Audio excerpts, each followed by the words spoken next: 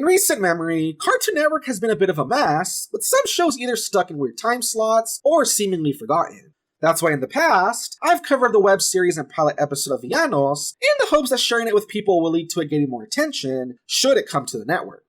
While the show I will be reviewing today, Infinity Train, is already doing quite well for itself, I still want to talk about it in the hopes that it will fall on more people's radar, and this awesome little show doesn't go unrecognized.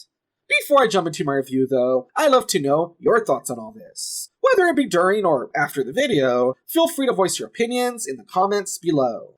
With that out of the way, let's jump in. So the story of Infinity Train starts off pretty simple.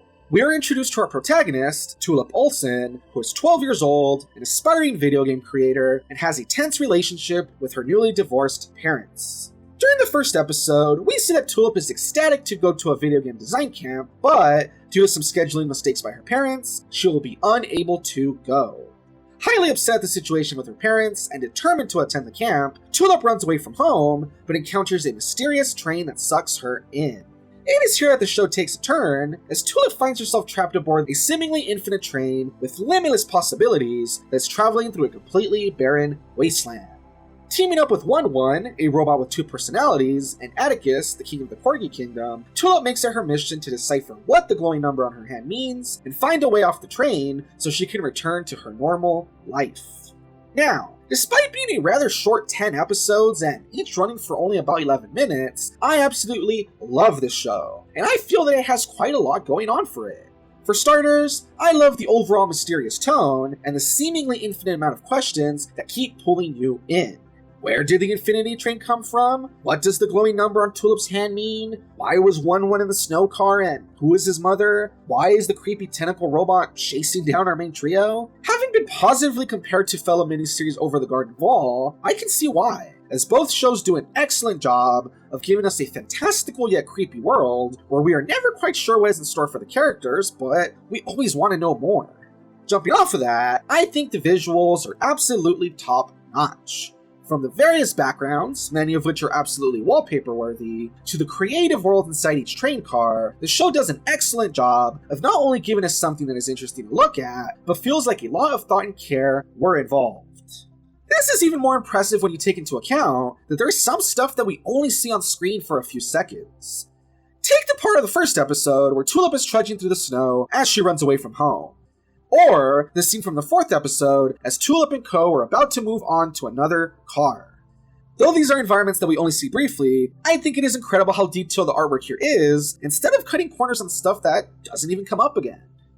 Another thing that I greatly enjoyed was the characters. Starting with our main character, Tulip, though she starts off stubborn, a bit selfish, and has a lot of issues revolving around her home life, I thought that they did an excellent job of portraying her growth throughout the series. While I won't spoil the details of her journey or where her story ends, the fact that she learns to deal with her parents' divorce and open up to those around her was really well done, and I think it made for an interesting, relatable character. As for Tulip's 2 companions, though I'll admit I at first saw them as nothing but gag characters, and was kind of afraid they would get old quickly, I was pleasantly surprised by how the humor never got old and how well they play off of the world around them.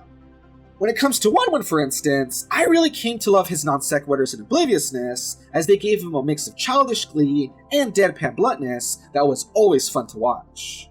Rounding out the cast, of course, is a variety of recurring and side characters. From the con artist cat to the Mirror World police officers, I thought all of the characters were used effectively and were memorable in their own way. Finally, I really enjoyed the way that the show handled all manner of mature themes. For instance, there's this one episode that I absolutely love, where Tulip is reliving some of her old memories, and comes to realize that some of these perfect memories she has with her parents didn't really go down like that. Though she has chosen to lie to herself and imagine that everyone was always getting along with sunshine and rainbows, the truth is that things were sometimes a mess, and her parents couldn't stop arguing. While it is kind of a harsh truth for Tulip, it is the truth that she needed, as it helps her realize that though she has been choosing to blame her parents for ruining everything, there is a good reason for them splitting up, and scary as it may be, change is something that we have to learn to deal with. While other shows either have ideas like this as a background element, or focus on them at a very surface level, I highly appreciate that this show doesn't shy away from stuff such as divorce, death, isolation, self-doubt, or fear of change, and tackles them in a way that can be pretty universally understood. When it comes to negatives, I really enjoyed the series and therefore don't really have any. However, I guess if there's one complaint that I do have, it is that the future of the series seems kind of muddy at the moment.